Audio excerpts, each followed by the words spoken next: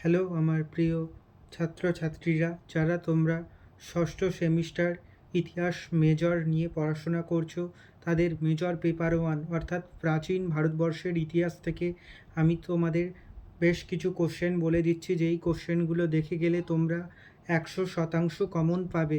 তাহলে শুরু করা যাক আজকের ভিডিও। প্রথম যেই কোশ্চেনটা দেখবে যে আলিগড় আন্দোলনের ইতিহাস বা সৈয়দ আহমেদ খানের ভূমিকা। তারপরের কোশ্চেন দেখবে সংস্কারক হিসাবে রাজা রামমোহন রায়ের ভূমিকা মূল্যায়ন করো। এই দুটো কোশ্চেন দেখবে। তারপরে দেখবে নব্যবঙ্গ আন্দোলনের তাৎপর্য আলোচনা করো। সমাজ সংস্কারক রূপে বিদ্যাসাগরের অবদান মূল্যায়ন করো। এই কোশ্চেনটা দেখে যাবে তোমরা। তারপর ব্রাহ্ম সমাজ আন্দোলনের তাৎপর্য বিশ্লেষণ করো। এই কোশ্চেনটা দেখে যাবে। তারপর টিকা, বেশ কয়েকটা টিকা দেখে যাবে, হান্টার কমিশন। তারপর ভারতীয় জাতীয়তাবোধে স্বামী বিবেকানন্দের অবদান আলোচনা করো। তারপর 1885 খ্রিস্টাব্দের জাতীয় কংগ্রেস প্রতিষ্ঠার পটভূমি আলোচনা করো। তারপর জাতীয় কংগ্রেসের প্রথম 20 বছরের কার্যাবলী আলোচনা করো। এই কোশ্চেনটা দেখে যাবে। তারপর বাংলার স্বদেশী আন্দোলনের বৈশিষ্ট্য বর্ণনা করো। এই কোশ্চেনটা দেখে যাবে। বাংলা বিভাজনের জন্য লর্ড কার্জন কতটা দায়ী ছিল। এই কোশ্চেনটা দেখে যাবে। ইলবার্ট বিলের গুরুত্ব কী। ভারত সভার উদ্দেশ্য সমূহ আলোচনা করো। জাতীয় কংগ্রেস প্রতিষ্ঠার উদ্দেশ্য আলোচনা করো। স্বদেশী ও বয়কট আন্দোলনের কারণ ও ফলাফল আলোচনা করো। এই কোশ্চেনটা দেখে যাবে। তারপরে হোম রুল আন্দোলন সম্পর্কে একটি সংক্ষিপ্ত টিকা লেখো। এই কোশ্চেনটা দেখে যাবে, এটা খুবই ইম্পর্টেন্ট। তারপর লখনৌ চুক্তির পটভূমি ও গুরুত্ব আলোচনা করো। এই কোশ্চেনটা দেখে যাবে, এটাও ইম্পর্টেন্ট। রাওলা টাইম কি, এর গুরুত্ব কী ছিল। এই কোশ্চেনটাও তোমরা ভালো করে দেখে যাবে। খিলাফত আন্দোলনের ফলাফল, কারণ, ফলাফল ও গুরুত্ব আলোচনা করো।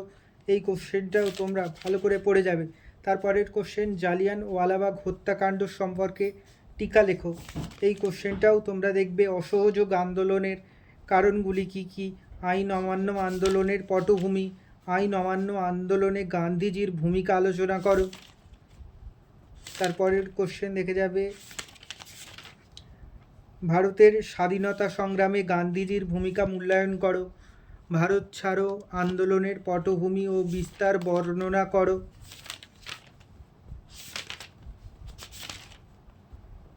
কখন স্বরাজ দল গঠিত হয়, এই দলের কার্যকলাপ সংক্ষেপে আলোচনা করো। স্বরাজ দলের ব্যর্থতার কারণগুলি আলোচনা করো। আইন অমান্য আন্দোলনের ব্যর্থতার কারণগুলি আলোচনা করো। টিকা লেখো।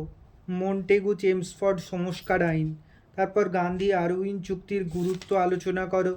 পুনা চুক্তির শর্তগুলি আলোচনা করো। ভারতের স্বাধীনতা সংগ্রামে ভারত ছাড়ো আন্দোলনের গুরুত্ব বিচার করো। ভারত ছাড়ো আন্দোলনের ব্যর্থতার কারণগুলি লেখো। তারপর মুন্ডা বিদ্রোহের কারণ ও ফলাফল আলোচনা করো। বাংলার কৃষক আন্দোলনের ইতিহাসে তেভেগা আন্দোলনের গুরুত্ব কী। মিরাট ষড়যন্ত্র মামলা সম্পর্কে আলোচনা করো।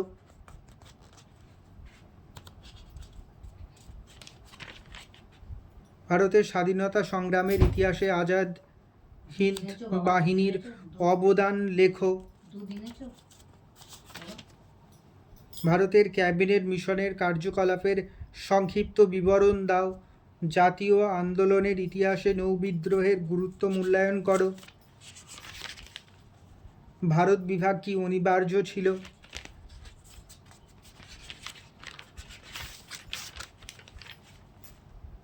ক্রিপস মিশন ভারতে কেন প্রেরিত হয়েছিল। ক্রিপস মিশনের প্রস্তাবগুলি কী ছিল। ক্রিপস মিশন কেন ব্যর্থ হয়েছিল।